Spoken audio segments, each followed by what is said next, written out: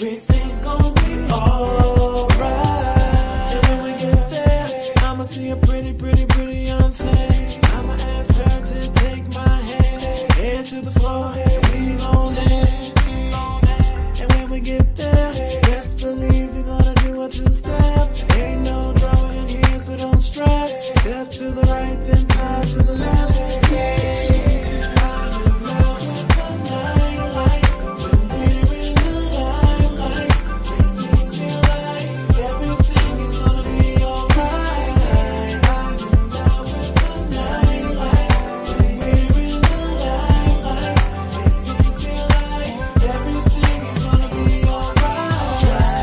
Good evening and happy Monday. Hope you had a wonderful day and a wonderful Mother's Day weekend to all the mothers out there.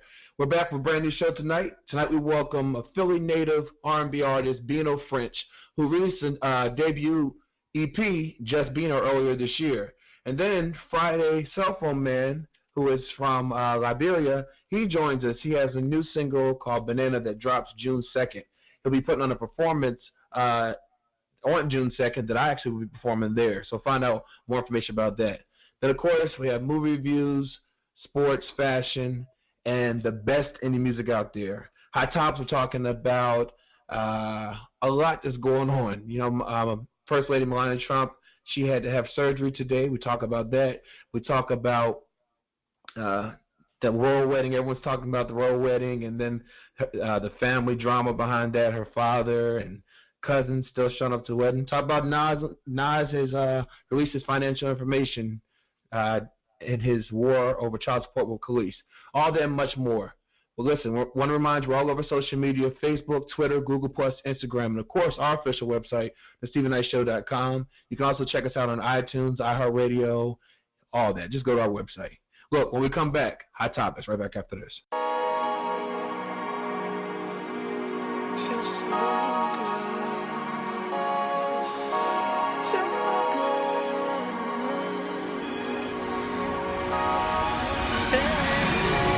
It's KJ on the beat. We're all alone. Nobody knows. It's a little secret. That's how we should keep it. Maybe we've been creeping on the low. No time to waste. It's getting late. Can't jump off the deep end. Not supposed to be here, but it feels so good. Feels so right. When you love me like that, touch you right there. Kiss me on my neck. The love we make is real, and it feels so good. Feels so good. Let me put my love on top. Give you what you need. When we make love, we get inside with deep, 'cause it feels so good. Feels so good. Oh, so raw. But the feeling strong. Every time I see you, I think about what we did. I can't help but think about it all the time. Close the door. Give me some more. You have my mind going every time you're doing your thing. And it feels so when you love me like that, touch you right there. Kiss me on the neck. The love we make is real, and it feels so. Know it feels good. Feels so good. Feels so good to me. Put my love on top. Give you what you need. When we make love, we get inside with deep, 'cause it feels so good. Feels so good. I would have you on top of me. I would have you on top of me. On top of me. I would have you on top of me. On top of me. Feels so good. Touch you right there. Kiss me on my neck. The love we make is real, and it feels so good. Feels so good.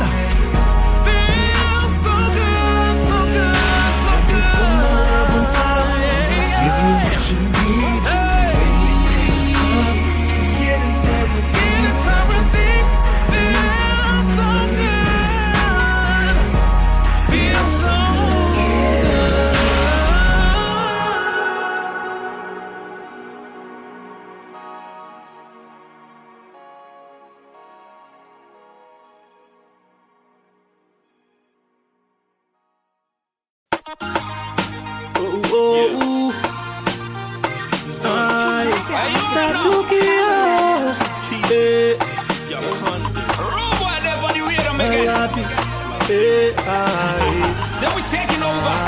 One time. I'm gonna never suffer, suffer, I'm gonna never suffer, suffer, I'm relying on the waiting, but I'm in the setting, destiny got the chasing, but the trooper she jacking, I'm gonna never suffer, suffer, I'm gonna never suffer, suffer, I'm relying on the waiting. But I'm in the setting, destiny got the chasing, but the trooper she checking. I said the trooper she waiting, she checking, she looking like she not know what they are talking. I told her that trouble she causing, the way that she rocking and shaking her too mad. Onina Fatumata, put it on me like she from Kakatai. All the men is scatter, that all bene I in a chocolate. When you tie your lapa. And you wear your skin test when you rocking your tuma. One day I won't marry you, Chamu, I won't take you. Anything you want, I give it to you. Take my knee, my money, my car, my clothes, my everything, oh. Suffer, I'm gonna never suffer, suffer, I'm relying on the waiting, but I'm in the setting. Destiny got the chasing, but the trooper she jacking. I'm gonna never suffer, suffer, I'm gonna never suffer, suffer, I'm relying on the waiting, but I'm in the setting. Destiny got the chasing, but the trooper she jacking.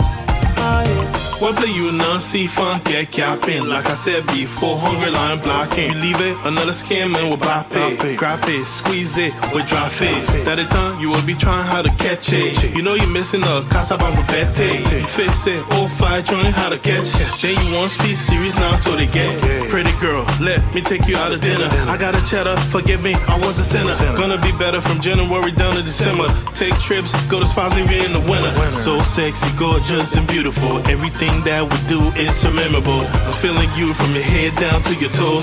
Don't have to speak on it, I'm gonna show. Suffer, I'm gonna never suffer, suffer, I'm relying on the waiting, but I'm in the setting.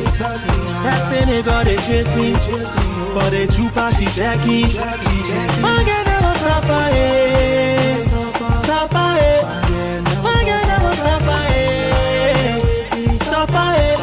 I'm relying on the waiting, but I'm in the setting. Destiny got the chasing, but the trooper she checking. Anytime she walking, the boy them be watching. Anytime she walking, the boy them be jaking. Baby girl, you temptation. Anytime you turn girl, you confusion. Baby girl, you temptation. Anytime you turn girl, you confusion. Baby girl, you blow my mind away. Anytime you turn like way, girl, you make me wanting you tonight. Forget, never, you never suffer. Suffer, I'm gonna never suffer, suffer, I'm relying on the waiting, but I'm in the setting.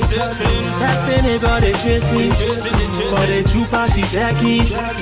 I'm gonna never suffer, suffer, I'm gonna never suffer, suffer, I'm relying on the waiting, but I'm in the setting. Destiny got the chasing, but the trooper she jacking. Welcome back to the Stephen Knight Show. Miss Parker, happy Monday. How's it going? Happy Monday to you. All is well. We got through it. Got through it. Another Monday. Yeah. And you had an interesting weekend. How was your weekend? That was good. My nephew graduated from Baylor, so we flew to Dallas and drove to Waco. Yeah.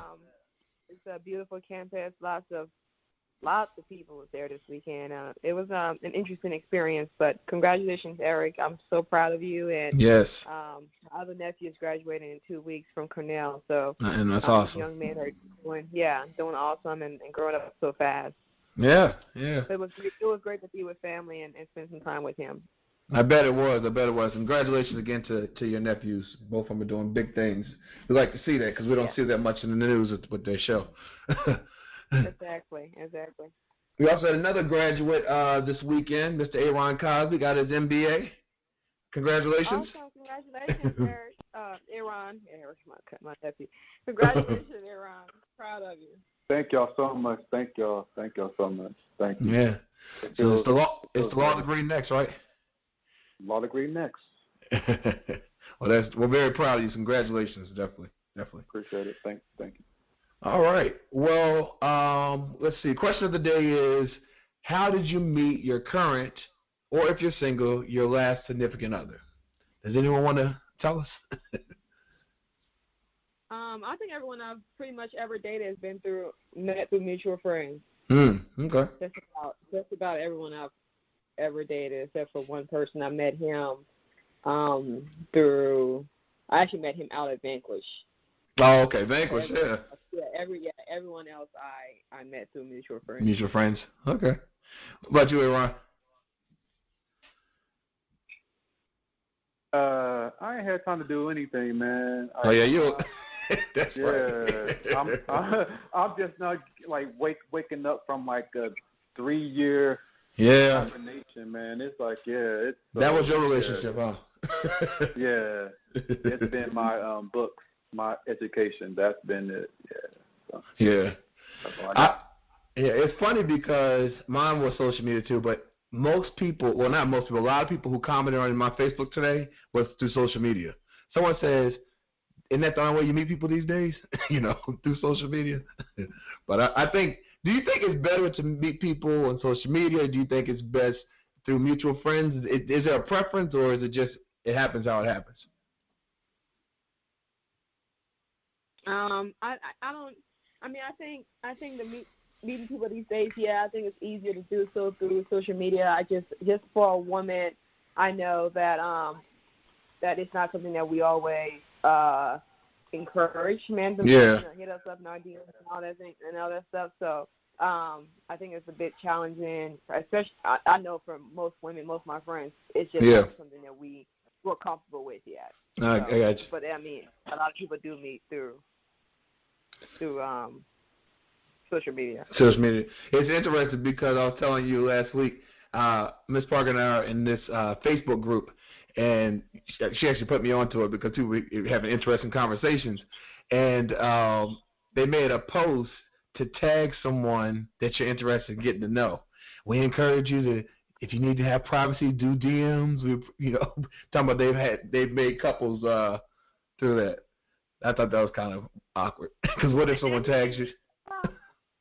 Yeah, and people tag whoever.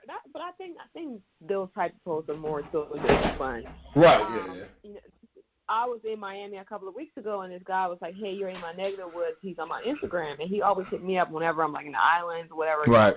Somehow I have some kind of connections there. And so he was like, "You're in my neck of the woods," and I wasn't in the mood to respond. And he was like, "No reply. You get unfollowed real quick." I just blocked him. Oh my God.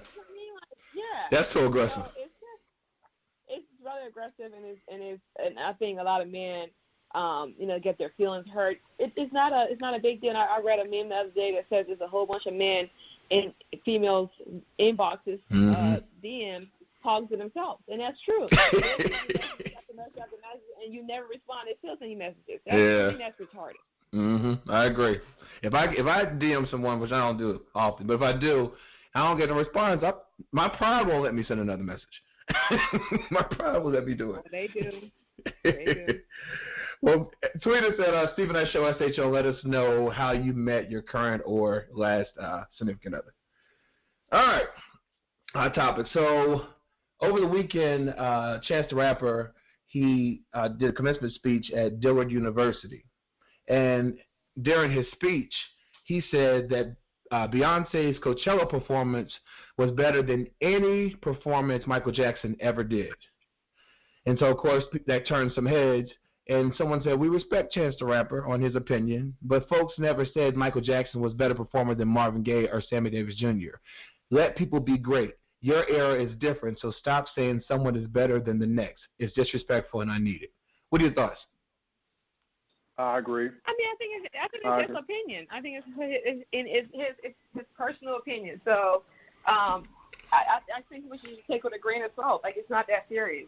Disagree with him, agree with him, and move on. But, I mean, it doesn't mean that he's not entitled to saying, I believe, in my opinion, she's a better performer. Everyone is entitled to an opinion. It's not, I don't think that's anything that's hurting anyone. He's a musician. He's entitled. Yeah, he's entitled to it. He's entitled to it. It's wrong, but he's entitled to it. In my opinion, you know, I just think that it's wrong, because how can you say that she's better than him when a lot of the stuff that she's doing is off of Michael Jackson? Right, inspired by. Yeah, it's inspired by him. I mean, so come on. She is awesome. She is great for her generation. She's one of the best ever. But she's not better than Michael Jackson, in my opinion. That's just my opinion. Just like he's entitled to his, I'm entitled to mine. I have to disagree with him with all respect. You know, that's all. But she is dynamite. I love her. Absolutely. She is fantastic. Absolutely. Yeah, I think it's unfair to put them, you know, compare them, because they do two separate works.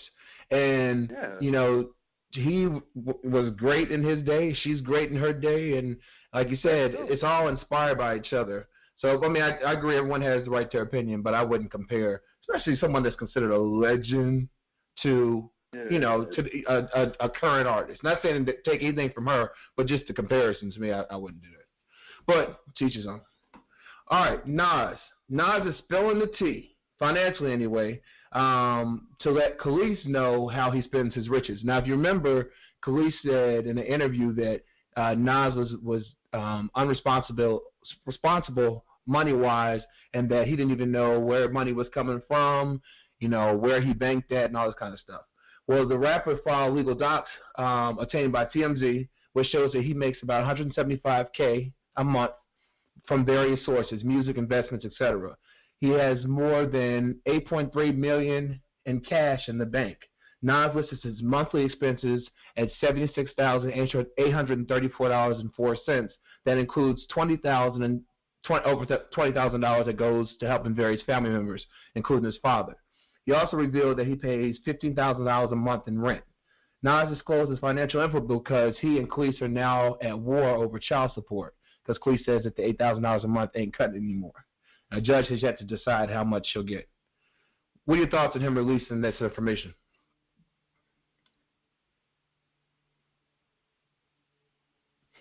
That was big of him. I mean, that was nice of him, I guess. I mean, yeah.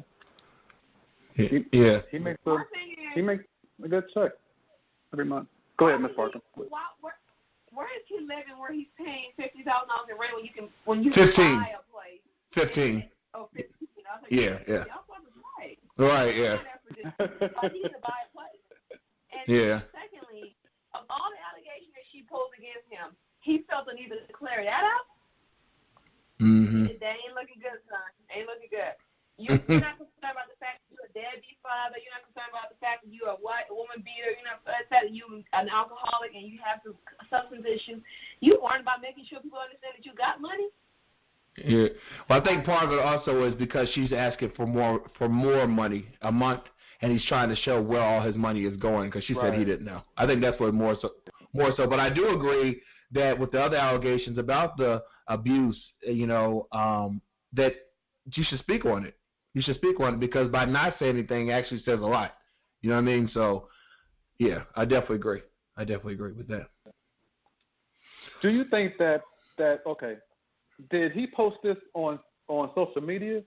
No, he filed the court documents, but you know that's... It was a court document, okay. Yeah. Public information. Okay. Mm-hmm. Just wanted to make sure, okay. Yeah. Because I was to say, if he posted that on social media, then he needs to sit down. Because, you know, some things people just need to keep to themselves. I agree. Privately. But since he didn't do it on social media, okay, I feel much better. The only response he did to her accusations of him being a deadbeat father and all that, he posted a throwback picture of him and his son and Khalees together, and he put something about just the only thing that matters, hashtag, something about debt, a father's love for a son, something like that. But he hasn't responded to anything else. They said that was the last time he saw the little boy, and that was the most recent picture he had. That's why he had that old picture, right? That's crazy. That's crazy. Well, everyone's talking about the royal wedding coming up this weekend, but unfortunately there was some controversy. Well, it's been controversy the whole time, but Meghan Markle's father will not be walking her down the aisle as he previously was. He isn't going to the wedding at all because of the fallout over selling photos of himself. So pretty much what happened was he felt that the pictures the press always showed of him were pictures of him not looking good. He was looking kind of raggedy or dazed, confused kind of thing. And so a photographer, which he said a lot of paparazzi, I guess companies, whatever they're called, they've been asking him to do this kind of thing that he did, which was stage pictures. So he hired a photographer to take pictures of him as he was preparing for the wedding, going to try his tux and all that kind of stuff, and then he could sell them, or they were pay him. They reportedly said that he was making $100,000 off this, but he said it was nothing like that. So pretty much what he said was that about the dishevelness. He said that because they had pictures of him, buying beer, looking disheveled and reclusive, but he says that he doesn't even drink beer. He bought the beer for the guards that works at the place that he lives. So he's pretty much trying to redo his image for the press. But now he's not going because he does not want to embarrass the royal family or his daughter. He said he'd been getting offered up to $50,000 to $100,000 for interviews that he's all turned down. But he thought that this approach with the paparazzi wouldn't be a bad thing. But since it did backfire, he's not going to keep the spotlight off of him. He said he had a heart attack 6 days ago, but checked out the hospital so he could attend the wedding. But again, he's not going. Now also she has an interesting family if you ever read some of the stuff that they put out there. So her extended family was not invited to the royal wedding, but that's not stopping them from going to London.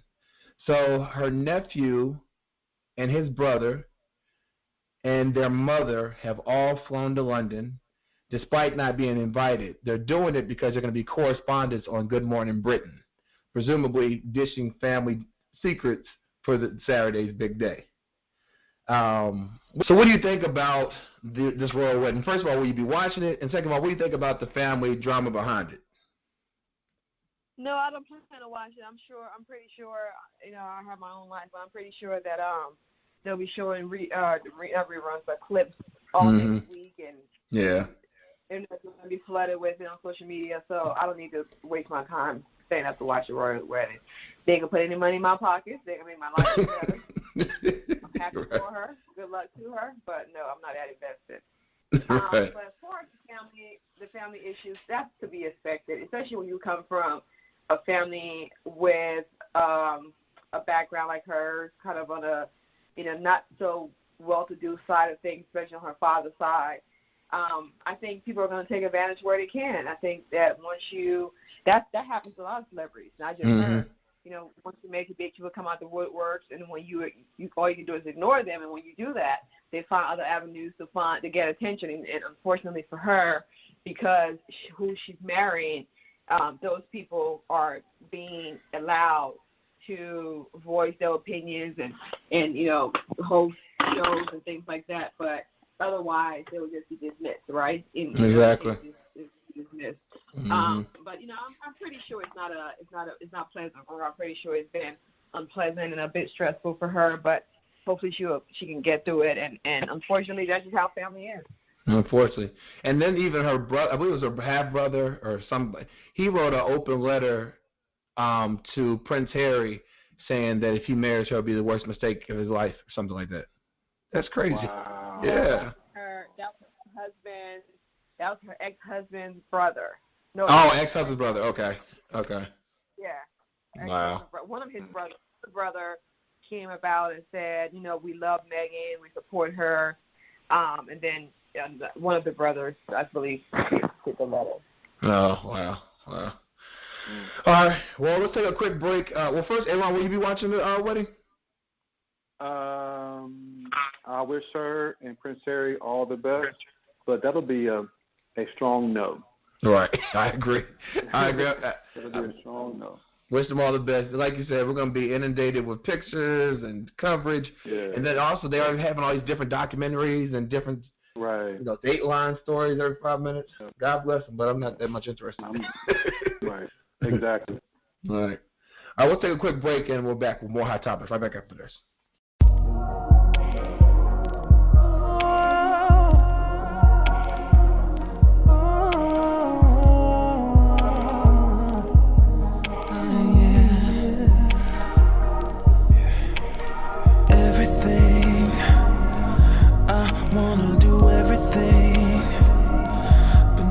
Everybody deserves everything you want.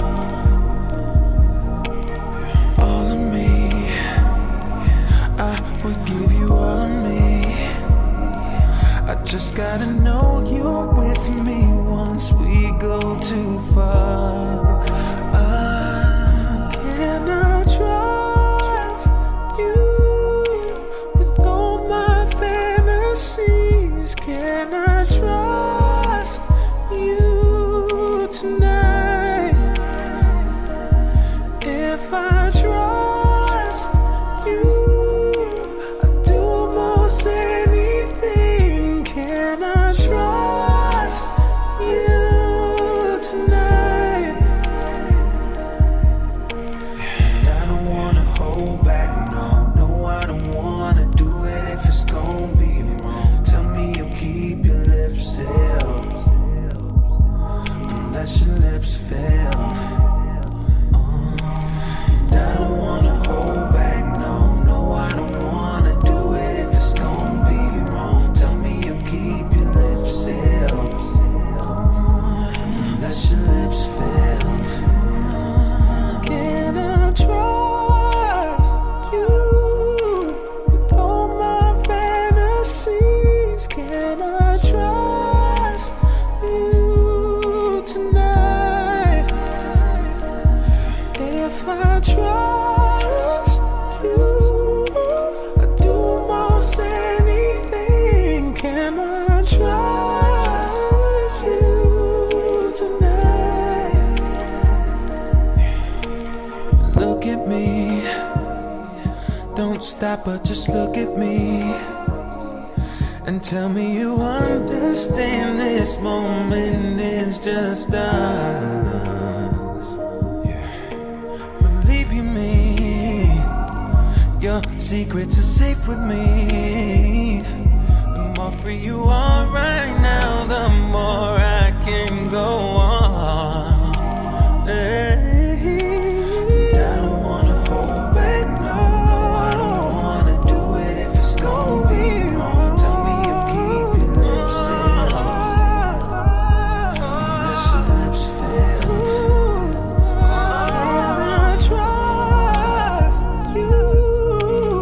All my fantasies. Can I trust you tonight? Can I trust you? Almost anything. Can I trust you tonight?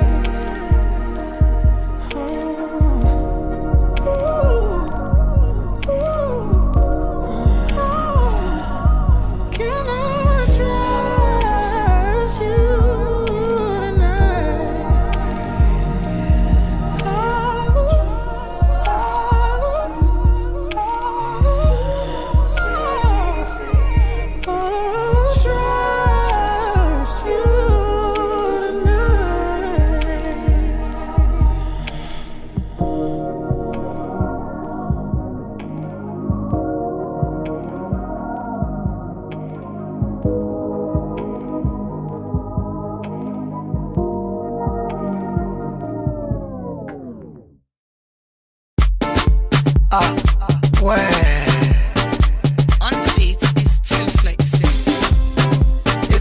my banana, you not go home.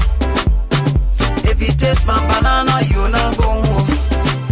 My baby banana, baby, you not go home. My baby banana, baby, you not go home. If you taste my banana, you not go home. If you taste my banana, you not go home.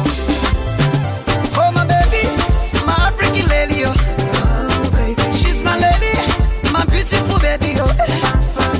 Oh my lady, my African baby, oh baby, she's my lady, my fun sweetie, oh sweet baby. See I get the banana, a sweet banana.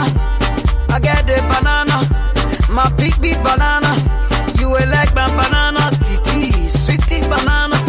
Oh my baby, fun baby, oh eh. Oh my baby, my sweetie baby, oh eh. Oh my baby, my fun baby, oh. So I say, I will give it to you, sucker, sucker. I say sucker, I will give it to you, my sucker, so you will take it, sucker. If you taste my banana, you not go home. If you taste my banana, you not go home. My baby banana, baby, you not go home. My baby banana, baby, you not go home.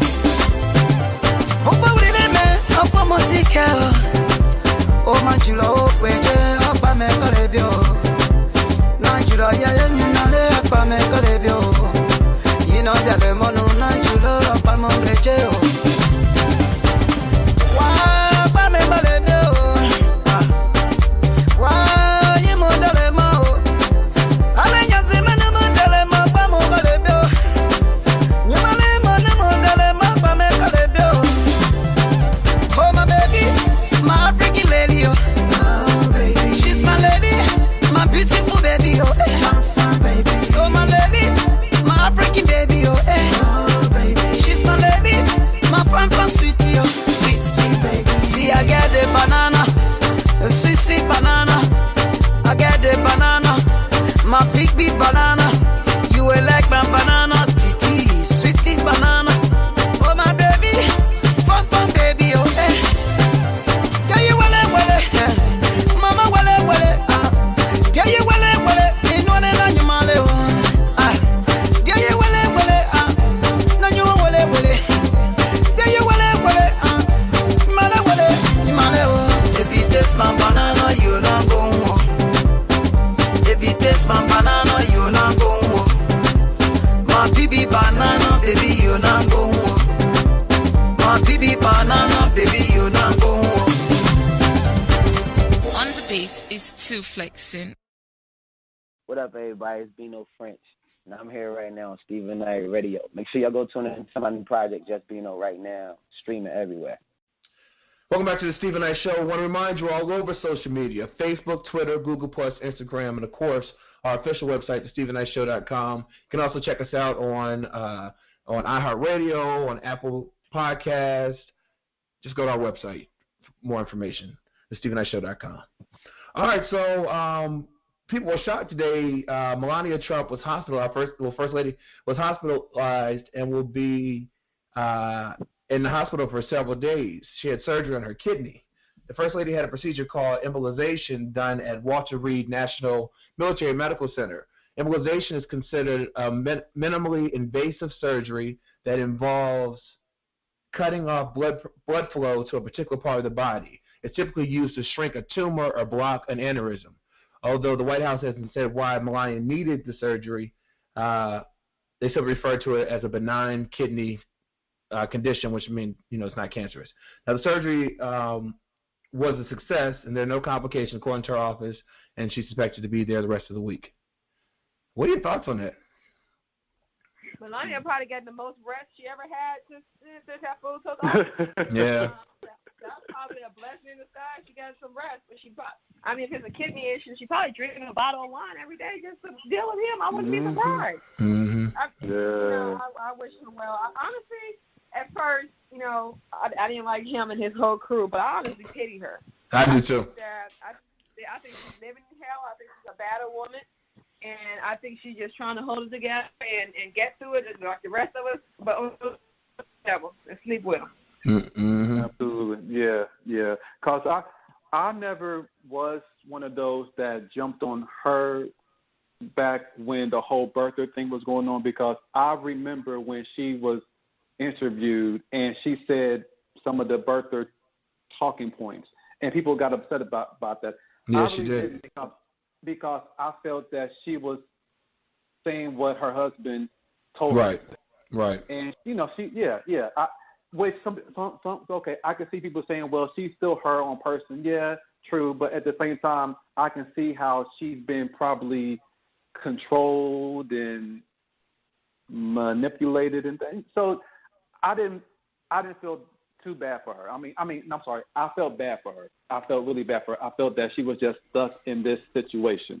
Now, with that being said, when I saw her at Barbara Bush's funeral with the Obamas, oh yeah, I love that. That solidified to me that she was not that person that said those words about the whole birther thing. Like, that told me that was just a script that she was told to say for a certain reason. Like, she seems like she's really cool with Michelle and Barack. When Donald Trump isn't around, she seems like a totally different. I totally believe that too, but as you can see how he runs the country, almost like he's running Def Jam Records. Right. That's well. He has threatened her and probably right. Her. That's what I was going to say. He's probably threatened her. Yeah. Just because she may not be physically abused does not mean that she's not being emotionally and mentally abused. And exactly. It's very obvious that she can't stand everything. Yes. And that's what abuse looks like. Yeah. You're being controlled, and you're made to feel like you won't be able to survive without the person, and they're threatening you and your family. So I feel like she's almost like a hostage in this situation. So I pity her. Obviously I'm not gonna sit there and watch stuff that she's on, or she's campaigning about high school internet bullying and all that stuff. I'm not gonna do that, but I wish her well, and I hope she recovers. And absolutely. Yeah, she's young. She's only 47 years old. She's had a birthday. But what I like about it is that she can't stand him because they have plenty of examples of her swatting his hand away, refusing to give him a handshake. And I was watching last week because she released her initiative, like Ms. Parker's talking about, the internet bullying, school bullying. And they said that her office and his office don't work together. She has her own team and staff, and she knew that she would get scrutiny over this because of how her husband acts on Twitter, but she said she didn't care. She still wanted this to be her initiative. So I like the fact she did that anyway. But if you watch them together, they go very awkward around each other. Like no chemistry. Yeah. When she Fox News last week, going off about the investigation, going off on Fox News. Then people literally had to hang up on him. Yep. Because he wouldn't shut up. Stop talking. Yep. Fox News, they still got to pay their bills, and the ads still got to come on.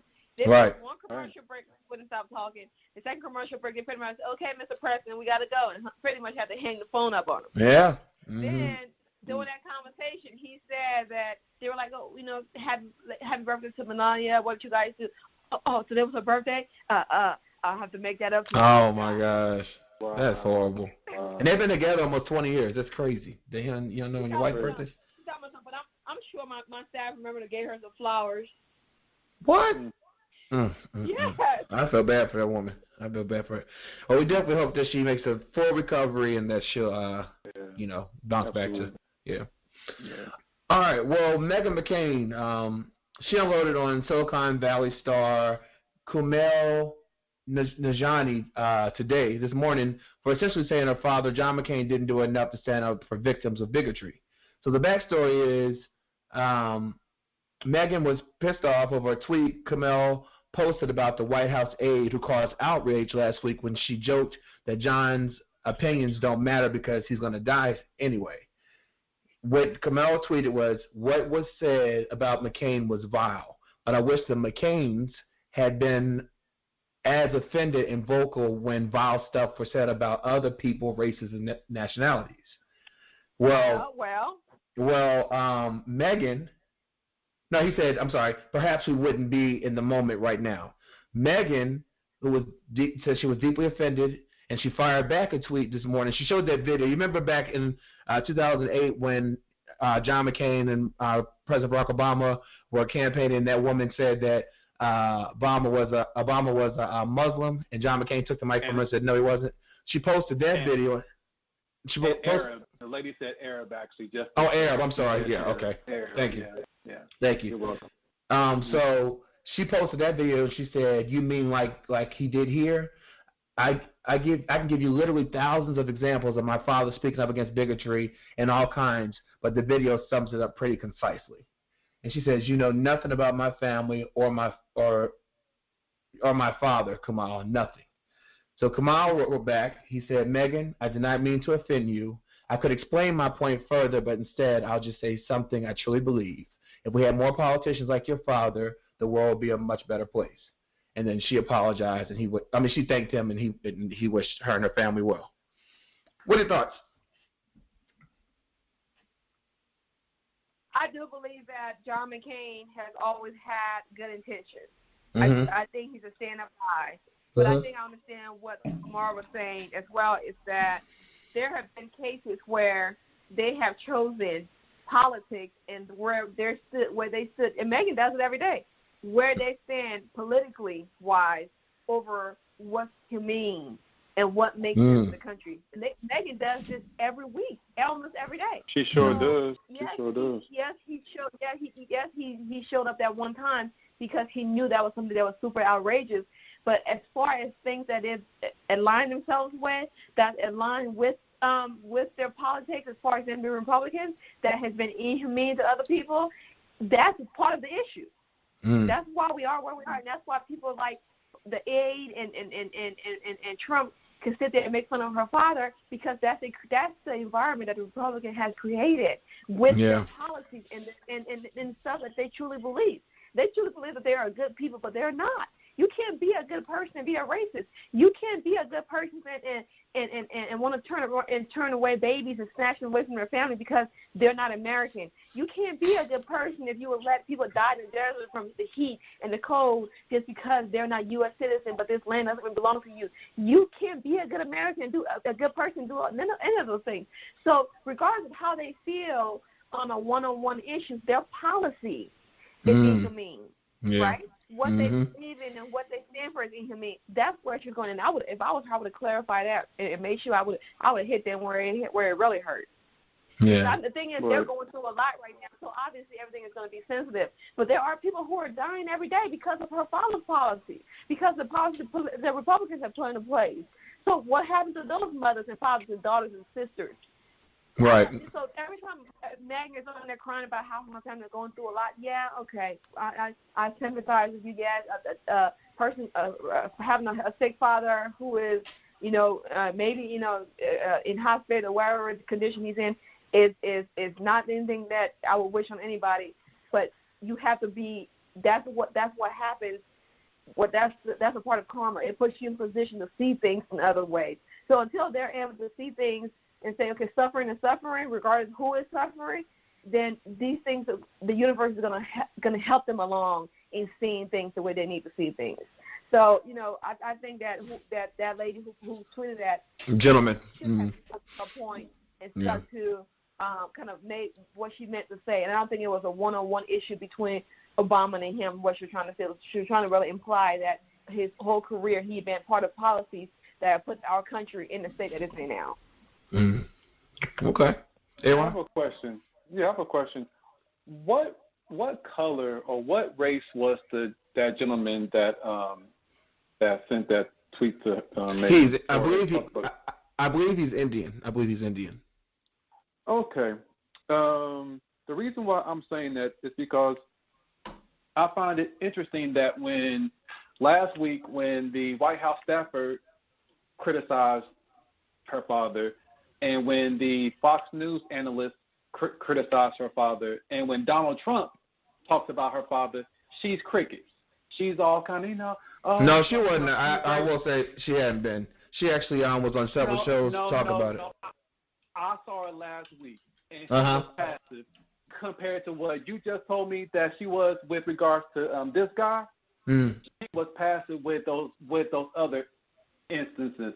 she was, to me, very passive because I was just scratching my head because Whoopi Goldberg and Sonny and all them were more upset. They were, yeah. They were. Than she was. Yeah, but when it comes to this Indian, he's Pakistani American. Pakistani American. It seems like now she's all upset and pissed off about it. I'm just going to leave it at that. You're right. You're right. Thank That's part of the problem. Thank you, Ms. Parker. Thank you. That's part of the problem. I think she, no matter what Trump says about her family, yeah, it upsets her or whatever, and I believe she was truly upset about what the emotionally vulnerable stage right now. But what she feels to understand is when she makes those statements on TV about all the people that she does every day, every week, there are families that feel the way she is feeling now. Right. And they feel that way every time she says something vile and racist and prejudiced and inhumane. Every time she says that, she's hurting somebody just as much as she's hurting now.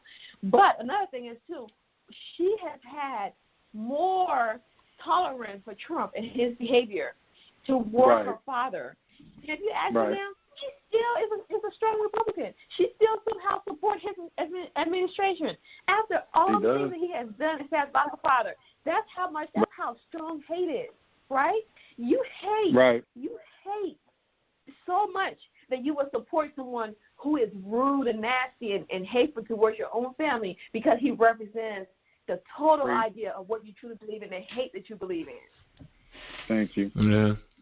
Yeah, because let me just say this: Trump has talked about John McCain on numerous, and he still talks about him. And Meghan McCain is acting very passive about it. She's very passive to me about that. Trump. She still defends Trump. And she will defend Trump every time. Right, every time. It's crazy, but anyway. Well, I think it showed that she defends him against the statement that he makes, that she always bashes that statement, right?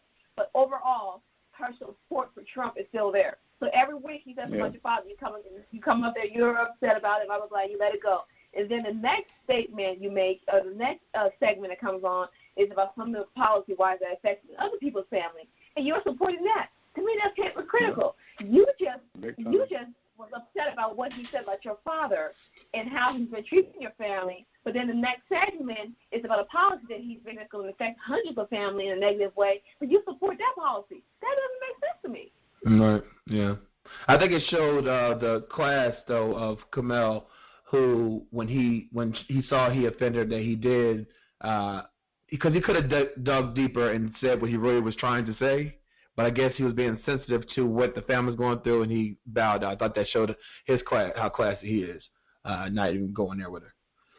But last topic. So Taraji P. Henson had an amazing Mother's Day weekend. She revealed that her boyfriend, Kelvin Haddon, had popped the question after gifting her a Cartier Love bracelet.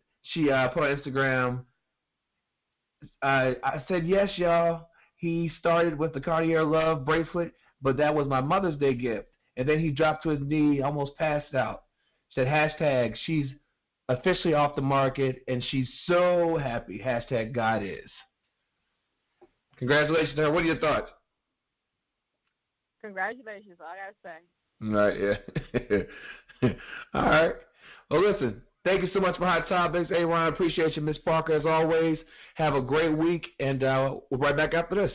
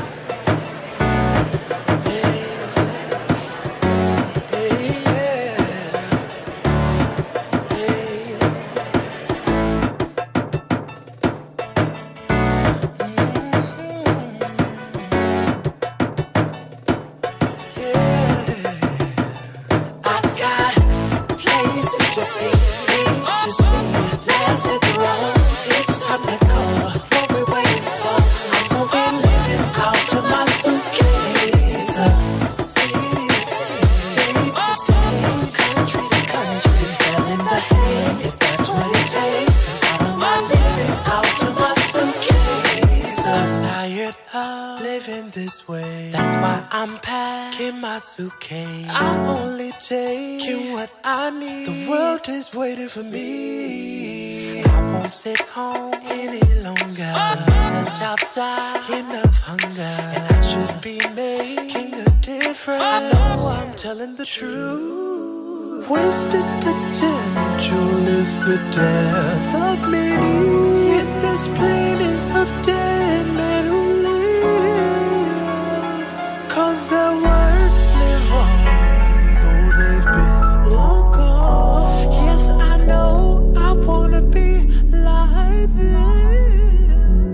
I got places to be. I got to see. Let's get along. It's time to go. What we waiting for? Out to my suitcase. Out my suitcase. State to state. I'm going state to state. Country to country. I'm living out to my suitcase. Living out to my suitcase. I'm gonna make a difference. Not gonna walk in ignorance. Make the world listen. I'ma leave an imprint. Yes, they gon' know I'm here. The world is gonna be my stage.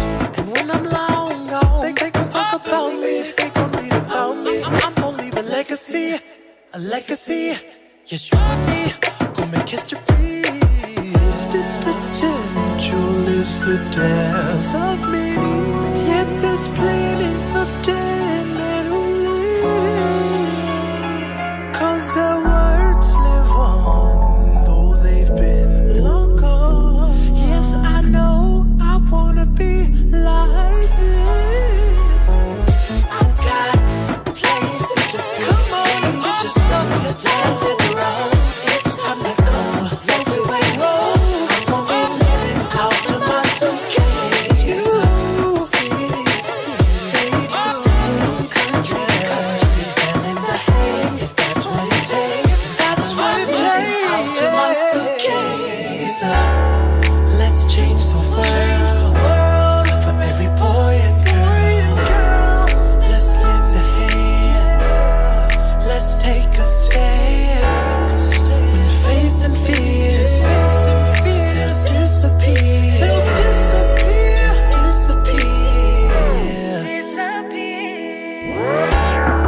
Let's change the world for every boy and girl. Let's lend a hand. Let's take a stand. When facing fears, they'll disappear. They'll disappear.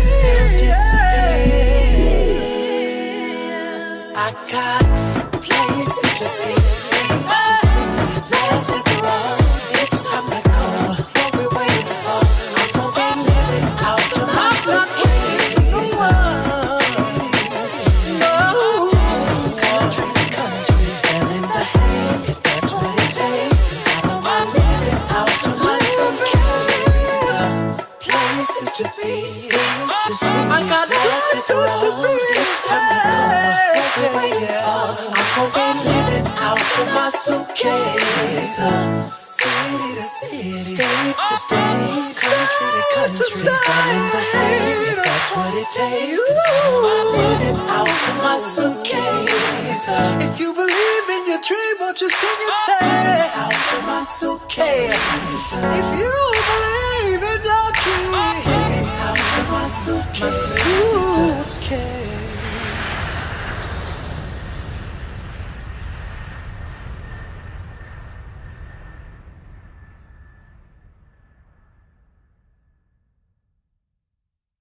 All right, what's going on, y'all? It's Ricardo Grim Hot in the airwaves. Right now, you listening to the Stephen Knight Show. Hey, don't go to sleep without saying your prayer. Welcome back to the Stephen Knight Show. Friday Cellphone Man is one of the most international, authentic, and electrifying musicians up to date. He speaks 5 different languages. He does magic, jumps through the ring, sings, dances, he does it all. Well, he's here tonight to tell us about his new music coming out. Please help me welcome Friday Cellphone Man. Welcome to the show. Yeah, thank you, bro. Yeah, thank you so much. Thank you to the listener. This is Friday Cellphone Man. Yes. Yeah, I hope you guys should excuse me a little bit with my English because I kind of rusty. Oh, that's okay. Rusty, right. Yes, I'm from West Africa, Liberia. Liberia, Yeah, came out with my new single, and we trying to release it from state to state. Actually, we're about to do the tour of Banana release from every state. So I'm so happy to be on here tonight. Yeah, I'm happy to be on here tonight. But my brother in studio there trying to interview me to make because we're trying to bring Liberian culture to another culture, Right, yeah. Liberian music to cross over, Yeah, so that's basically, I started my career at the age of 5 years old. I actually on a European tour before coming to the U.S. I was in London, I was in Paris, I was in Italy, and now I'm in the U.S. Yeah, so I happy being on your station, sir. Most definitely. I'm glad to have you on here. So talk about how was it like growing up in Liberia? I know that you were there for the war. Tell us about, growing up in Liberia. Yeah, growing up in Liberia, there was a lot of challenges, to be honest, because the war was there and I was there. I didn't go nowhere. I was there until the war get over. A lot of challenges because we came up, I came up with the music game, and we used to use my music career to spread the peace across Liberia, in various villages, to go and talk to the guys that are holding the arms, our brothers in arms, to lay down their guns. So I did a lot of impact on the Liberian peace process because the war was in our country. The whole world knew that the war was in our country. So they used me musically to spread the peace and make our brothers to lay their arms down, to be able to come, and be New Liberia again, to stop the war. So they were using my music, growing up. I lost my dad in the war, so, to be honest. So I was living on the music, on my career that God imparted in me, that God put in me. That's why I was living by, going places, singing, for peace to come in our country. Yeah. And that's how people heard our cry. BBC heard our cry. A lot of CNN, a lot of international radio stations heard our cry and went to our aid. Most definitely. So your music help with that, help with getting that word out and cause the awareness. Yeah, that's awesome. Yeah. That's awesome. So when did you know that you wanted to do music? Yeah, when I was growing up, actually I was a dancer. You were a dancer? I know you did a lot of dancing. Yeah, I do a lot of dances. I was actually born with that. I used to go and practice. A big brother of mine who is a president today for the Republic of Liberia, his name is Joshua. He was a soccer player, so he gave me the advice and said, "Say you can dance, you have to add the music on it. Say it will be legit. Say it will be okay. As long as you can dance, if you start singing, it will be okay. It will be good." Yeah. A lot of people, I started getting advices from people, from some big brothers. They were like, "Bro, you have to dance. Say you can dance, you have to sing, and everything gonna go smoothly." That's how I started to sing. Did you know you could sing, or was it something you had to learn? That's something I really could do. The dancing part, I used to actually dance. Right. The singing, it was like I just came in to try my luck. I tried, and I hold the music again. The whole republic, my country started liking my music. Everybody liked my music. That's awesome. Yeah, that's awesome. Yeah. But it was just a try. Just a try. You had to try it and see what would happen, right? So how would you, for people who have never heard Liberian music, how do you describe it? What does it mean to you? Okay, I would describe Liberian music. Thank you so much for that question. I would describe Liberian music like a dance hall. Okay. Almost like the Caribbean beats as well, like the rock beat. That's how we do it. The reason why Liberia is a small nation, right? People just know all about the war and the soccer players, Joshua. That's how they know also.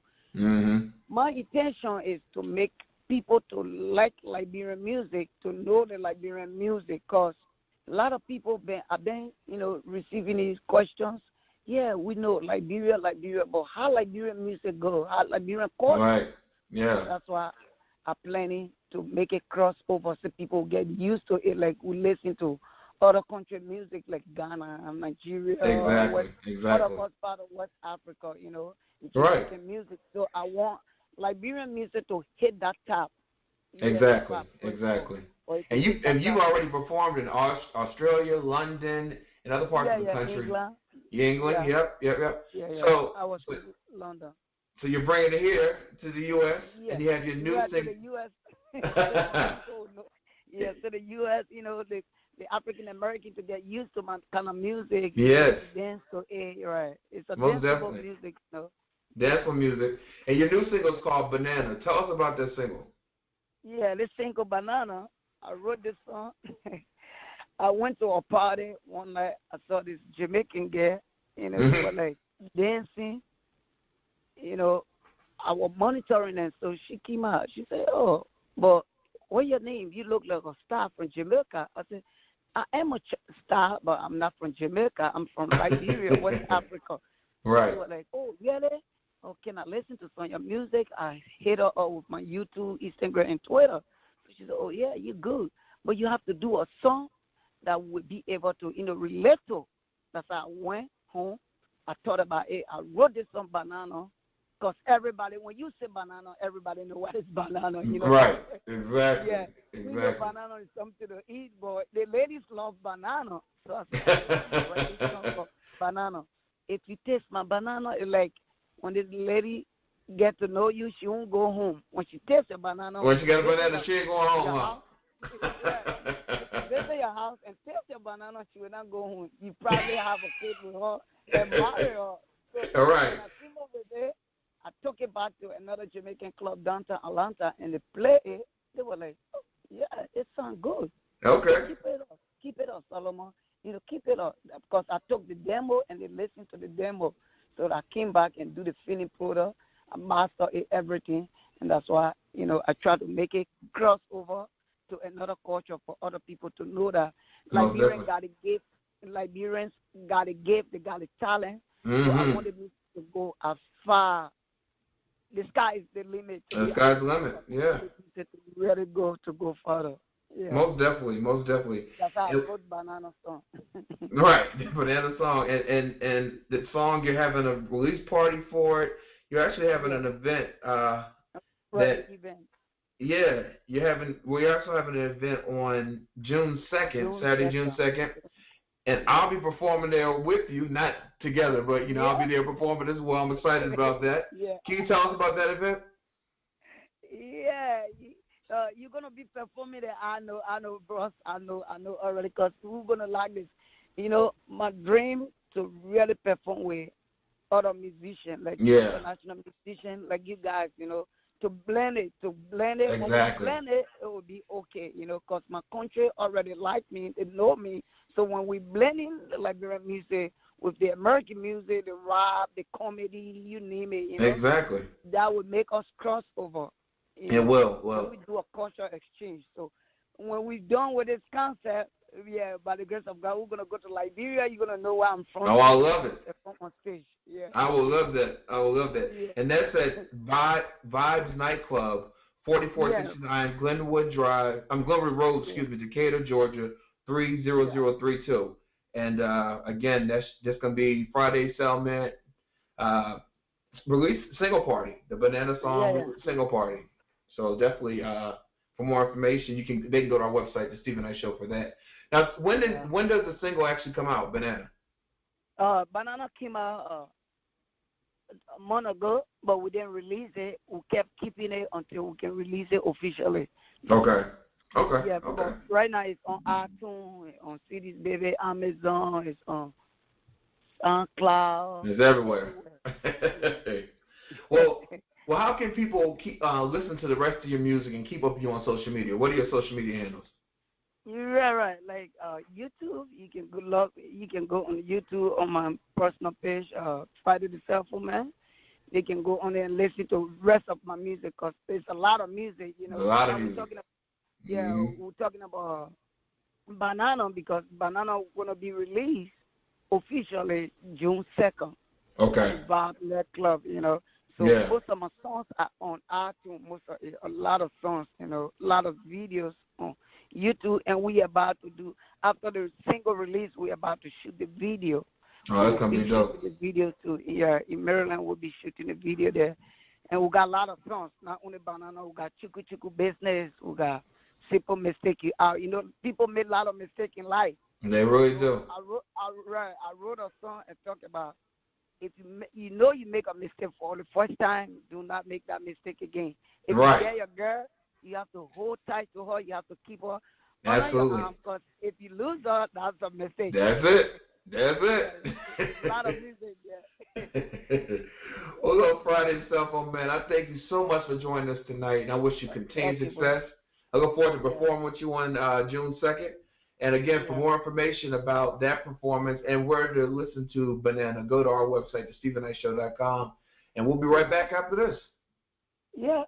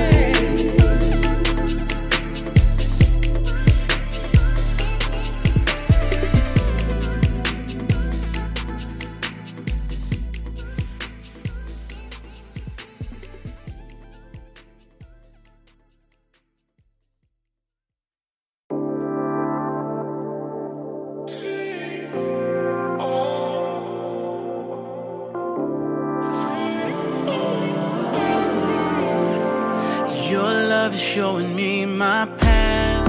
My heart belongs in your grasp. I only see you underneath your light. I can't survive without your kiss. My life dripping from your lips. I'm nowhere if I'm not by your side.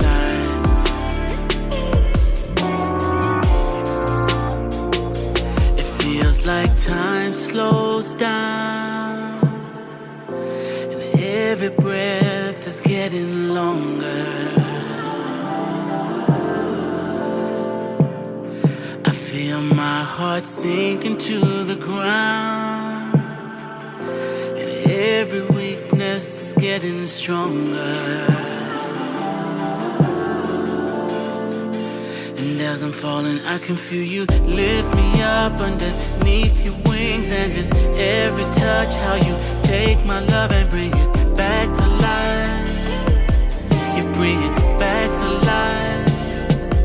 I feel your fire burn underneath my skin. And it's every touch how you take my love and bring it back to life. You bring it back to life. And I'm breathing in every single sound you make.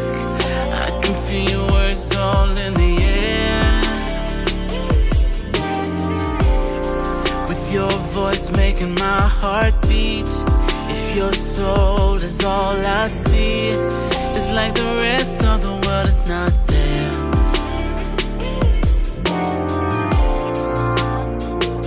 It feels like time slows down, and every breath is getting longer. I feel my heart sinking to the ground, and every weakness is getting stronger. And as I'm falling, I can feel you lift me up underneath your wings. And it's every touch how you take my love and bring it back to life. You bring it back to life. I feel your fire burn underneath my skin. And it's every touch how you take my love and bring it back to life.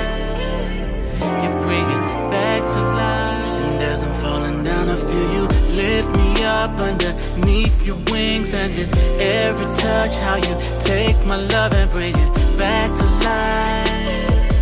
You bring it back to life. I feel your fire burn underneath my skin. And it's every touch how you take my love and bring it back to life. You bring it back to life.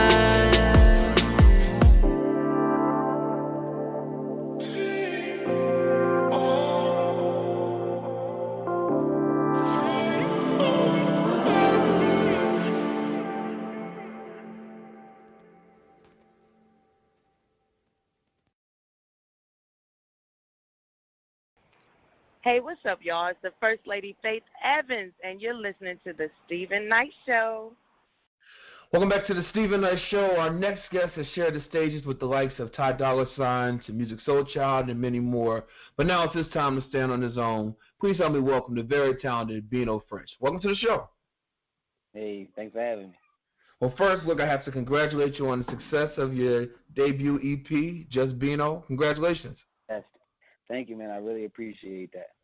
So it hit number 4 on the iTunes R&B charts. When you saw that, I mean, what was going through your mind? What were you thinking?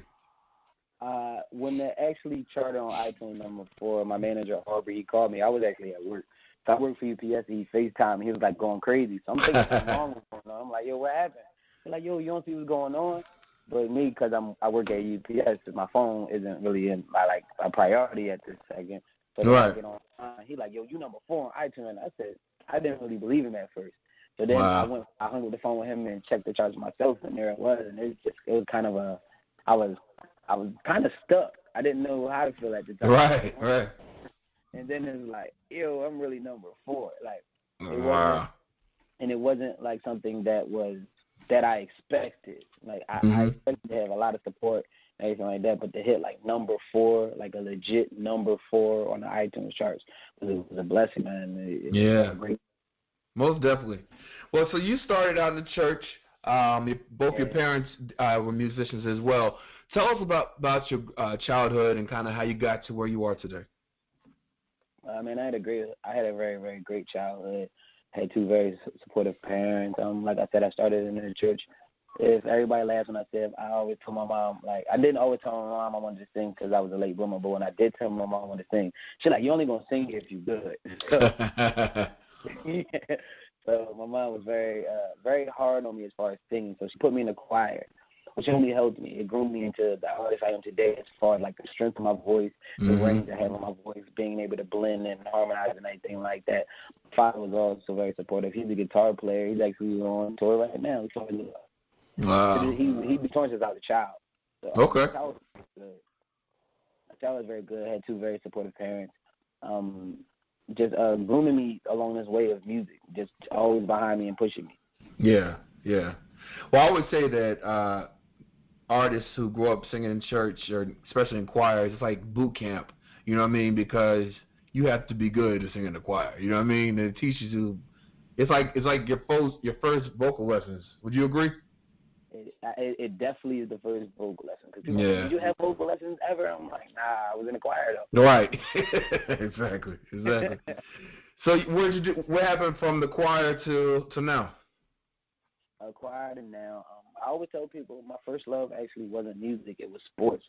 So I was kind of a late bloomer when it came to the music. I played sports all the way up into junior college. And then around high school is when I really started singing. I started doing talent shows. I didn't even want to do talent shows. My family started putting me in talent shows, like my cousins. Like, yo, you going to sing these songs. I'm like, all right, talent shows. And then I started winning. Like, everything that entered me in, I would win first place. Wow. So I got to high school. A teacher by the name of Miss Brown, when I was in Benjamin Franklin, she entered me in a talent show on 106 in Park. And that was like the first time I was like ever out in front of like a big national thing. Like I was on television. Right. It was a talent show and I won. So that was around the time like, all right, maybe I really can do this singing stuff. And girls like this. Of course, right. So girls like this. So I started pursuing it. Just started making a name around the city of Philadelphia. Yeah. Yes. Doing talent shows. Which really started grooming me into what I am now was when I started to attend the open mics. Like the first open mic I ever attended was on Baltimore Avenue. I can't remember the name of it, but I know Selena Carrera was hosting it, and also a guy named Hezekiah, he's the MC. He was there. It was crazy, and I bombed. I bombed bad. Like I didn't. Oh man. It was a live band, but it didn't stop me because I'm a very persistent person, and I'm not one of them people that's going to give up. So right. I'm gonna try. Right. So I kept going back to different open mics and doing talent shows, and it just kept growing me. And then what really started, when I really got out there, one of my favorite open mics was the Walnut Room. And that's when I started getting used to performing with a live band and everything like that. And from the open mics, people started asking me, hey, do you do shows?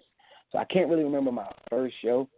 It was like a live band, but that's where it really started, and I started making a name for myself. And every other day, just kept working and kept getting asked to do shows until it led to bigger and bigger stages. Yeah. And speaking of bigger stages, your first television performance was on Philly's midday show, The Q on Fox. Which not only were you there, but it was covered on Rap Radar and Revolt. How was it like having that exposure? What was that? You know what I'm saying? What was that feeling? I'll be totally honest, it was all just shocking because it was happening so fast. The project dropped on a Monday. The following Monday, I was on television. That, like I said, the project dropped on a Monday. By Monday night, I was number 4 on iTunes. And by the end of the week, I was on Rap Radar. And Fox had reached out and Revolt had reached out. So it was just, wow, everything going. Mind you, I'm still at work while all of this is happening. Right, exactly. Trying to just fathom everything that's happening and take it in. But I'm a big person on I gotta learn how to enjoy the moment, because right now I'm only worried about what can I do next, because I've been working so long So it's like, what can I do next to keep this ball rolling? What can I do next to get to that next level? I don't want to because being from Philadelphia, seeing a lot of people that can come up in the city, can have gotten a little buzz and just been like, all right, I'm cool with that. Or when someone takes their foot off of the gas and like, exactly. I'm pedal to the metal right now. So I kind of haven't even got the chance to really enjoy everything because I'm just in work mode. Yeah.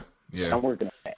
I hear that because it's a daily grind. It never stops. And you see it that the more success you get, the more harder you have to work. Have you noticed that? Yes.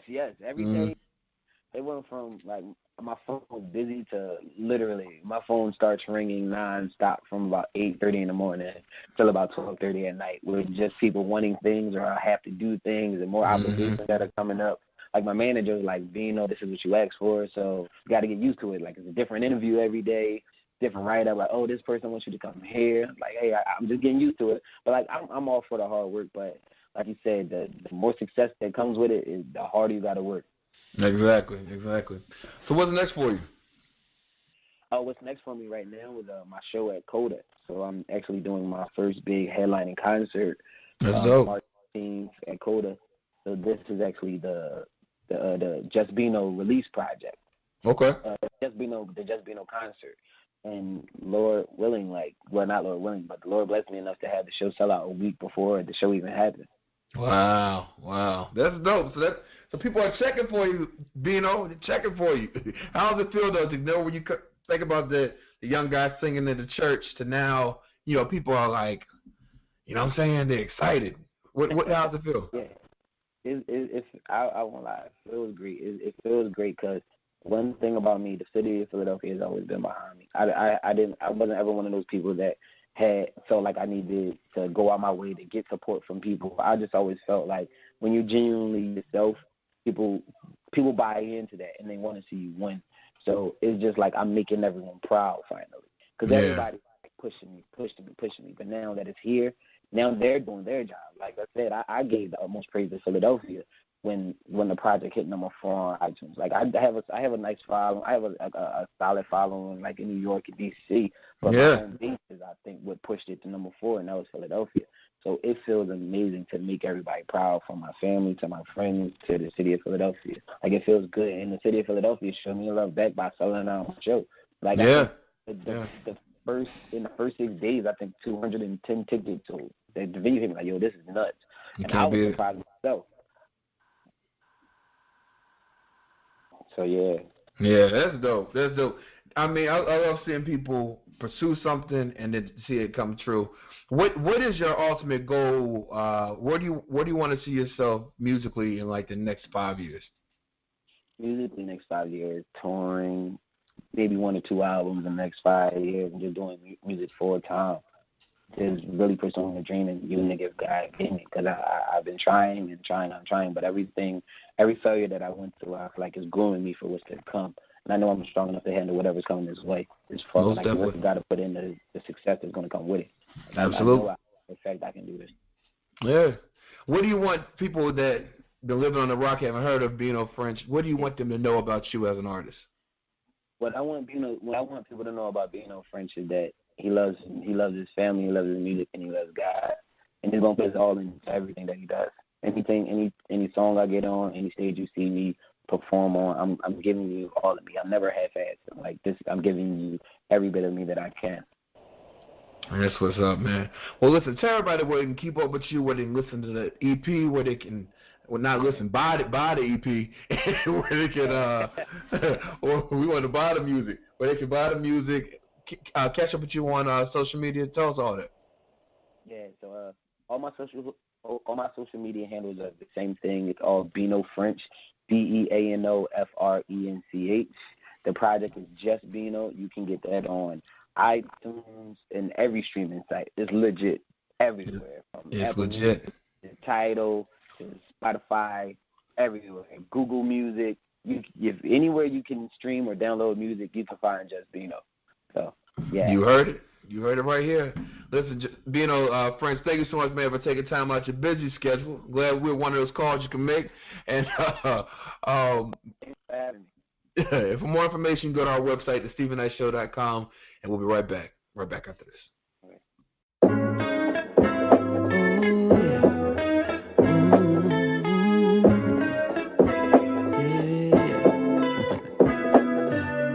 It's Monday morning, you look amazing. I just wanna help you to wake up and start your day off. Call me for just don't have to stress, girl, about that mess in your office. Cause I know that John at work been irking you. She mad, she ain't get that promotion too. She mad, she don't look as good as you. Oh, got a man as good as you do. Baby, I got you.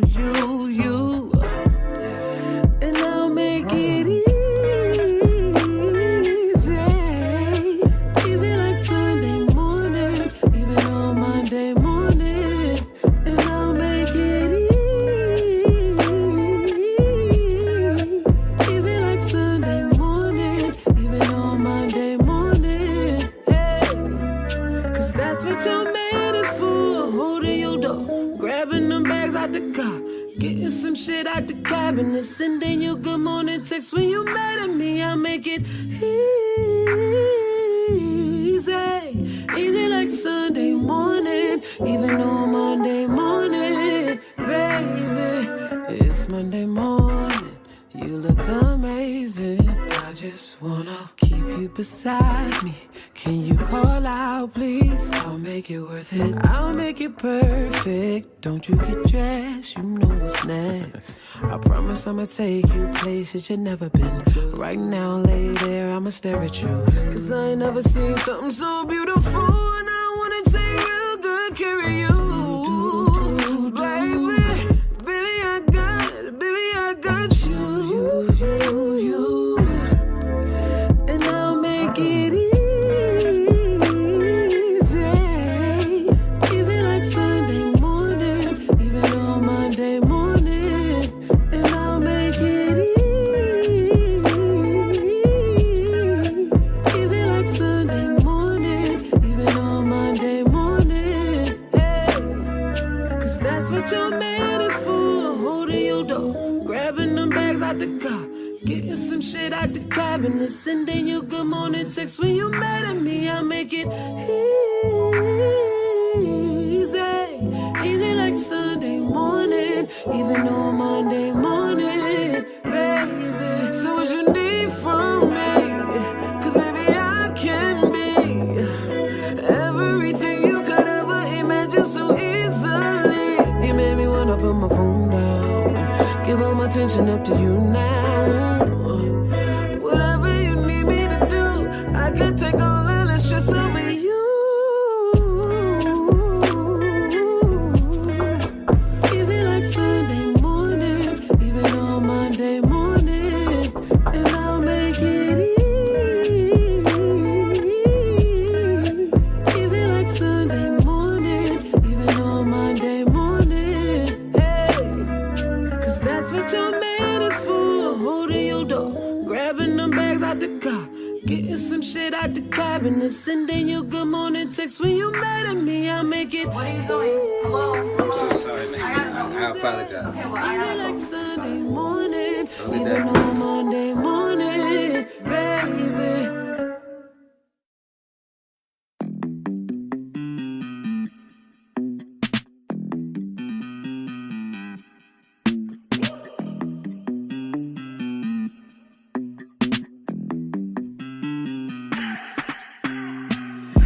Says she in love with diamonds, it's true. Let's just keep it real. I can tell you hiding, baby. What's up with you? Tell me how you feel. Cause when it all comes down to it, babe, they can't love you like I do, no. Who knew it? Now we gotta get past this part. Only real love should be in your heart. If that's what you want, I got enough to tell. Every single day I hear the same thing. Been drowning in a love that wasn't meant for you. And we gotta know that we both messed up a real good thing, baby. Yeah, yeah, yeah. She in love with diamonds, still ain't nothing behind that. I ain't wanna be the don't wanna say it, but I gotta tell the truth. You roll up and say you wanna be in love, but you don't want it, cause you don't know what to do. I ain't saying I'm the perfect man, no, still I try to understand how you feel, but you never reciprocate. You just put on your diamonds and walk away, babe. It all comes down to it, babe. They can't love you like a doe. No, know it. Now we gotta get past this part. Only real love should be in your heart. If that's what you want, I got enough to tell. Every single day I hear the same thing. Been drowning in a love that wasn't meant for you. We gotta know that we both messed up a real good thing, baby. Yeah. She in love with diamonds, still ain't nothing behind it. Every single day, I hear the same thing. You say you love me, but them diamonds made you change, baby. Diamonds made you change, baby. Oh. Cause when it all comes down to it, babe, they can't love you like a dog. Know it. Now we gotta get past this part. Only real love should be in your heart. If that's what you want, I got enough to tell. Every single day I hear the same thing. Been drowning in a love that wasn't meant for you. You gotta know that we both messed up a real good thing, baby. Yeah. She in love with diamonds, still ain't nothing behind it. I hear the same thing. Been drowning in a love that wasn't meant for you. You gotta know that we both messed up a real good thing, baby. Yeah. She in love with diamonds, still ain't nothing behind it. Every single day, I hear the same thing. You say you love me, but them diamonds made you change, baby. Diamonds made you change, baby. Oh, every single day, I hear the same thing. You say that you love me, but them diamonds made you change, baby. Every single day, I hear the same thing. You say you love me, but them diamonds made you change, baby.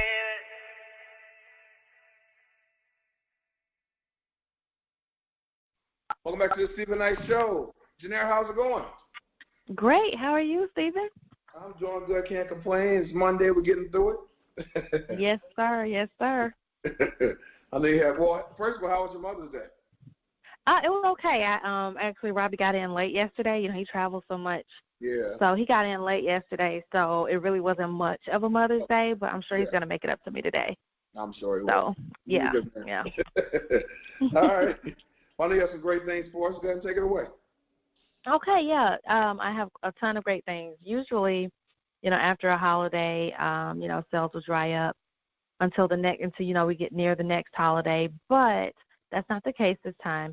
So, you know, I found quite a few things for you guys, like the French Connection. They're having a sale, and if you shop there now, you can get an extra 30% off of all of your sale items. And you have to hurry and shop because the sale ends today. Today is the last day to shop Neiman Marcus last call and get an extra 30% off of everything in the store. Target is having an online-only sale today. And if you shop there now, you can get 30% off of their rugs. This sale ends tomorrow. And, you know, of course, being that summer is approaching, this will be a great time to, like, get some things for outdoors. Today is the last day to shop Express and get 30% off of all of their dresses and skirts. Today only and online only, you can shop the Gap and get 40% off of your purchase. And Gap does this every week, so, you know, if you see something and you're not prepared to buy it today, it'll probably just be there next week, so I just want to give you guys a heads up. Today is the last day to shop 9 West and get 30% off of select sandals, plus you can get free shipping on your purchase. As you know, 9 West is now an online-only store. I believe they still have a couple of outlets, but, you know, you can't really find them in the mall, so they're few and far between nowadays. Steve Madden is having an online-only sale, and if you shop there now, you can get 35% off of your purchase with code 35 at checkout, plus you can get free shipping on your purchase. Shop Old Navy today and get up to 50% off of select items. Carter's, of course, you know, I can't leave out my kids. to shop at Carter's today. You can get 50% off of all pajamas, plus you can get free shipping on your purchase if you're shopping online. Banana Republic is having a sale today, and if you shop there now, you can get up to 40% off of select summer items. Saks Fifth Avenue off 5th is having a sale, and you can get up to 75% off of select designers. And I mean, like all of those top hoity-toity, expensive designers. You can get up to 75% off of them. And last but not least, The Limited is having a sale today, and if you shop there now, you can get up to 85% off of their clearance items. Awesome. They can find all that at budgetshopaholic.com. They surely can. All right. Well, thank you as always, and have a great week, okay? Okay, you do the same. All right. We'll be right back after this.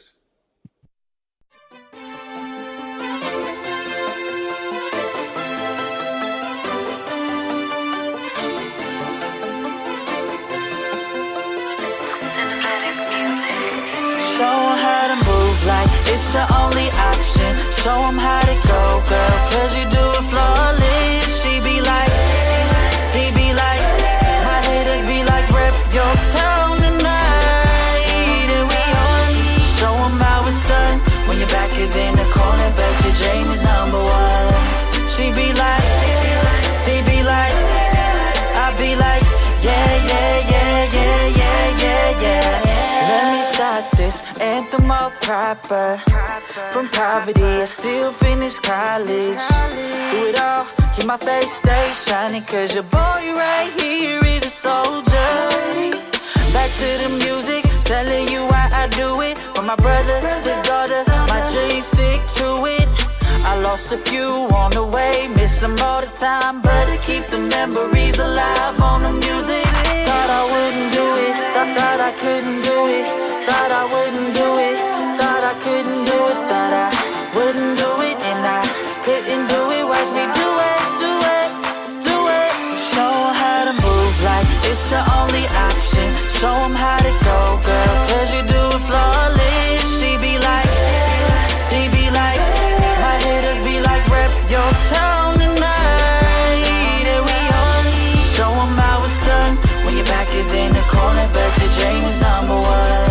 She be like, he be like, I be like, yeah. People telling me you only get better, so don't stop, bruh. You deserve to win for sure. Got $1 and a dream, and no 100 guarantees I'm gonna make it out this life. That's cool with me. Trust in my faith and my belief. Music therapy, so I just wanna be the man I am, yeah. They thought I wouldn't do it, thought I couldn't do it, thought I wouldn't do it, thought I couldn't do it, thought I wouldn't do it, and I couldn't do it. Watch me do it. Show 'em how to move like it's your only option. Show 'em how to go, girl, 'cause you do it flawless. She be like, he be like, my haters be like, rep your town tonight. And we on. Show 'em how it's done when your back is in the corner, but your dream is number one.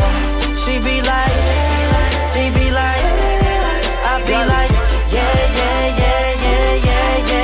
I came from nothing, came from shit. Had a goal to set, I had a name to get. I turned pain to strength, I gave fame a grip. I changed lanes to gain, and my aims to live. Had to show them how, call this tutorial. Made history, this historical. Niggas Satan, that's just adorable. Went from pouring, that shit's affordable. All I need is my team now. More trees, more lean now. I'm heating up, I got steam now. This real shit, it ain't a dream now. I moved up and got paid quick. YH who I stayed with. And this here look beautiful, like the baddest bitches I laid with. They thought I wouldn't do it. They thought that I would quit. Can't take no losses, I'm a boss. Tell all y'all bosses I'm the shit. Y'all boys so off, but I'm a hit. Got no time to talk, I'm getting rich. Can't hear yo talking like I'm deaf, and I kill no coughing with the shit. Show 'em how to move like it's your only option. Show 'em how to go, girl, 'cause you do it flawless. She be like, he be like, my haters be like, rep your town tonight. And we on. Show 'em how it's done when your back is in the corner, but your dream is number one. She be like, he be like, I be like, yeah.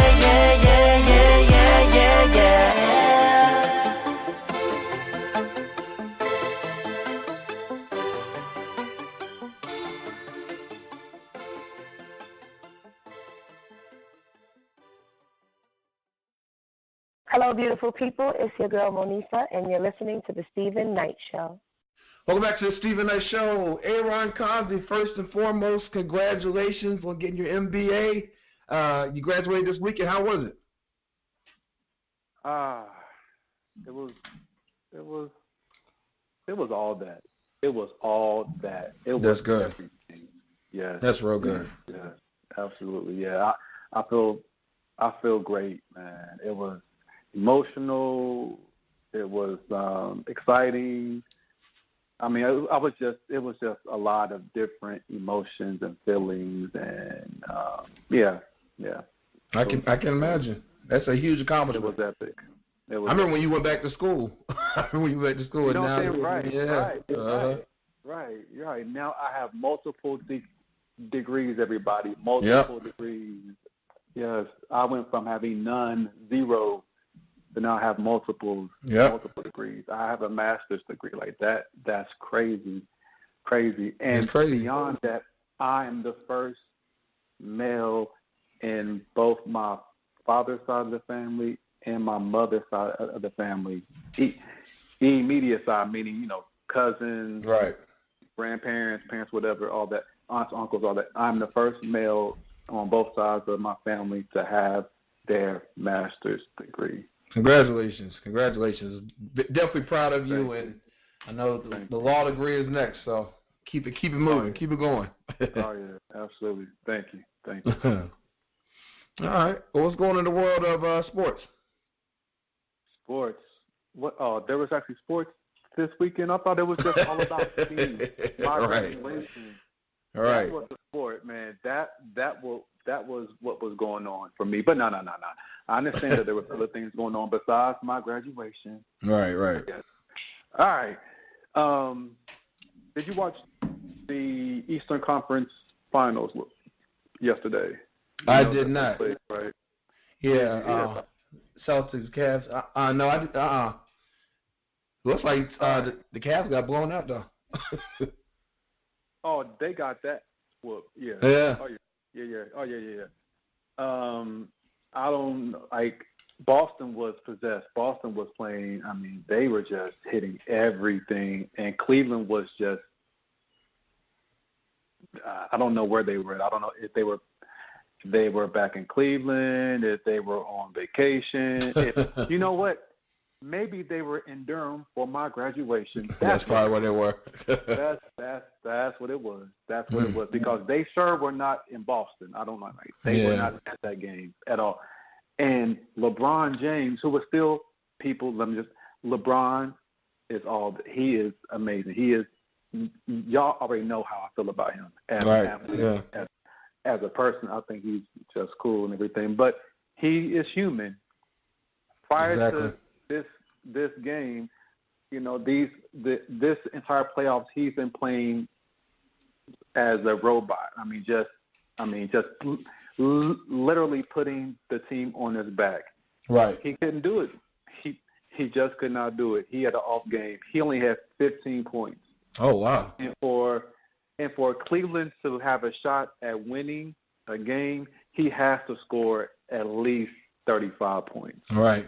That's true. Just to keep them in there. Yeah, 15 points, they're going to get blown out just about every time, and that's what happened. They actually lost. They lost by 25 points. Yeah. So just imagine if he would have had one of those games that he had in the last series, which he was going 40, 35, 40 something, then the game would have been close. Mm-hmm. Yeah, you know what I'm saying? Yeah, right.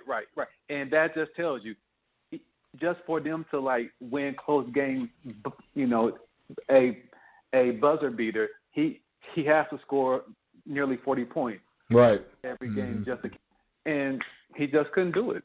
He just could not do it. Boston played great. Boston played great ball. You think if Cleveland loses? Go ahead. I'm sorry. Go ahead. So you think they'll win the series? If Cleveland doesn't win Game 2, I don't see them winning the series. Yeah, they have to win, because I don't see them winning 4 games in a row, because that's what it's pretty much going to take, because it's a 7-game series. Right. And if they're down 2-0, I mean, they could lose one more and still win, but it'll be too much. It'll be just too much. Like they, in essence, would have to win at least 3 games in a row, 4 games in a row, or at least 2 in a row. Like back, it'll be tough. It'll be really tough. Not impossible, but it'll be tough. It'll be tough. If they lose game 3, then it's over, of course. Right. Yeah. But this game 2 is they have to win game 2. They have to win game 2. I don't see them coming back from a 2-0 deficit against Boston in a 7-game series. I don't see it. So we'll see. Game 2 is tomorrow Superman, at 8:30. See what y'all got. LeBron, man, come on. Bring your cape, man. Come on. They need you, man. Superman, come on, Bron. Come on. Now, tonight, game 1. Yeah. Conference Finals. This is the game that I'm craving. That'll be a good game. Yes, I'm so excited about this game.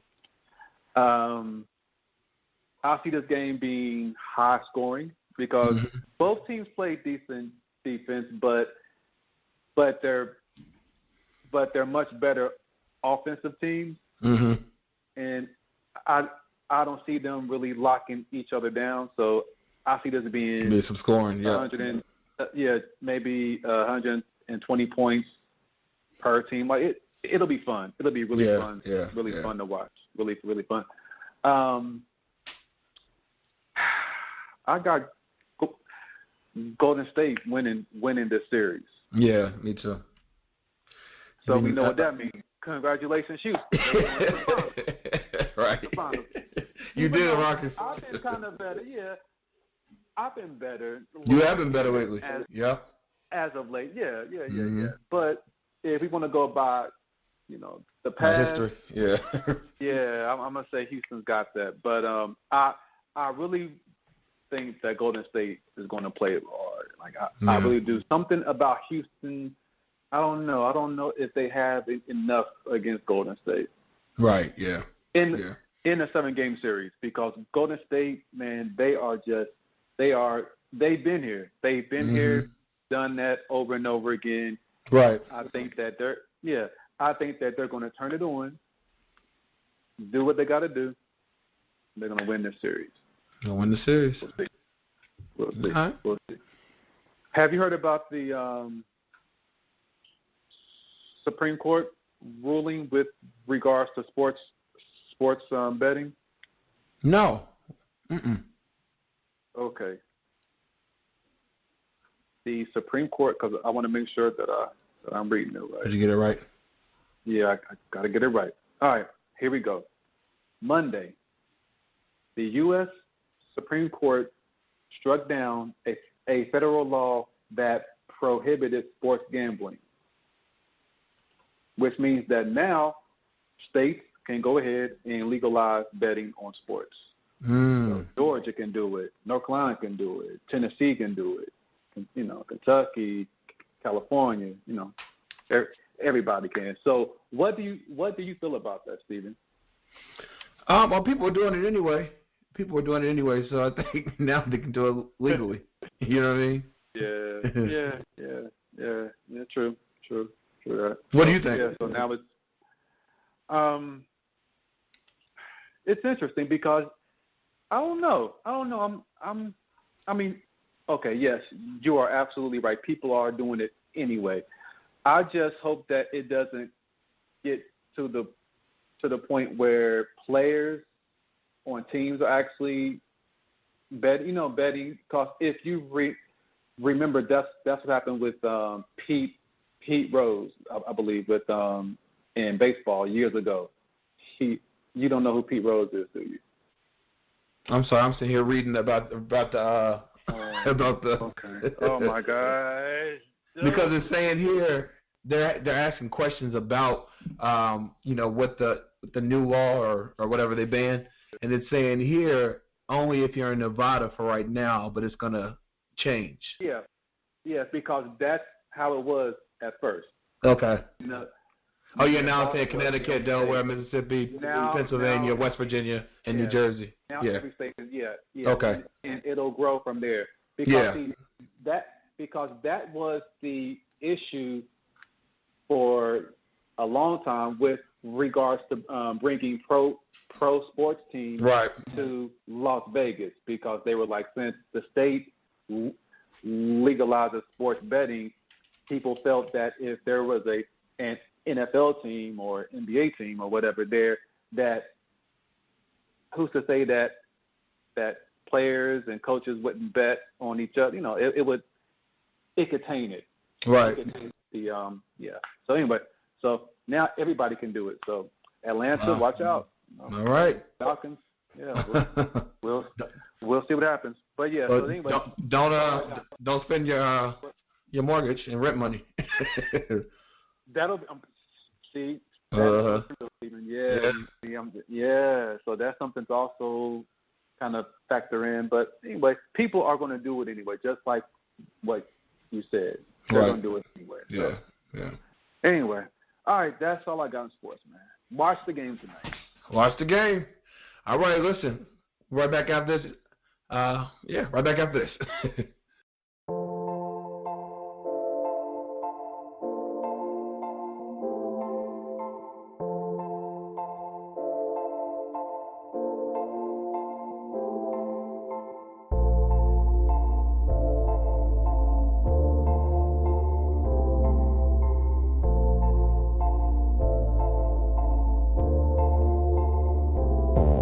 When I hit it, I don't call. No, I don't call. That's a message to you, bro. Bitch, I'm a dog. See, I'm married to the gang. I said I do it since that shit ain't been the same. I leveled up. I leveled up. I leveled up. They say more money, more problems, but on one, two ain't got none. I leveled up. I leveled up. I leveled up. I leveled up. I leveled up. She said she heard I was on the come up. Out here moving like a boss, yeah, but don't know how much this shit costs. Yeah, she get money, I get money too. She the type I'm tryna pursue. Never change up, keep my mind stay the same. Got these broke boys feeling some type of way. I don't recognize when they talking down. Bank accounts filled with large amounts. She just want a real nigga to come around. She just want a real nigga to come around. When I hit it, I don't call. No, I don't call. That's a message to you, bro. Bitch, I'm a dog. See, I'm married to the gang. I said I do it since that shit ain't been the same. I leveled up. I leveled up.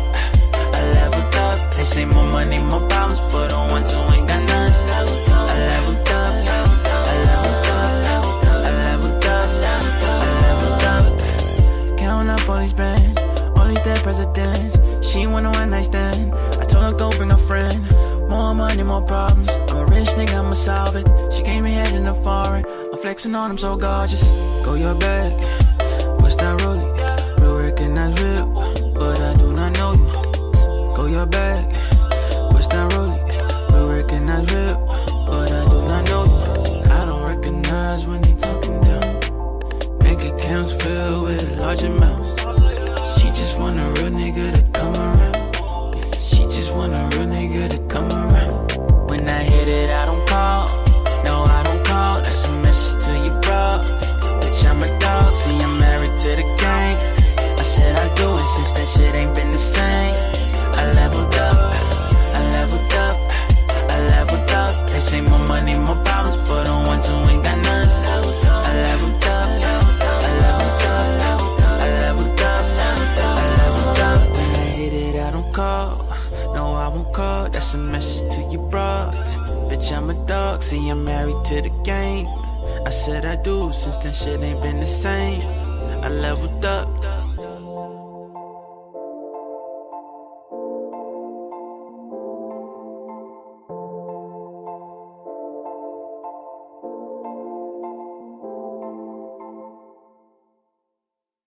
This is Savage. And this is Kai. And we are from the Articulate Podcast, and you are listening to The Stephen Knight Show. Well, listen, that's our show. I want to thank you for tuning in tonight. Shout out to Beano French. Again, his debut EP is Just Beano, available now. And then Friday Cellphone Man, his new single will be available June 2nd. Thank you for listening. Thank you for just being with us tonight. Have a great one, and I'll see you next Monday. Good night. Tonight it's all eyes on me. Everything's gonna be alright. And when we get there, I'ma see a pretty young thing.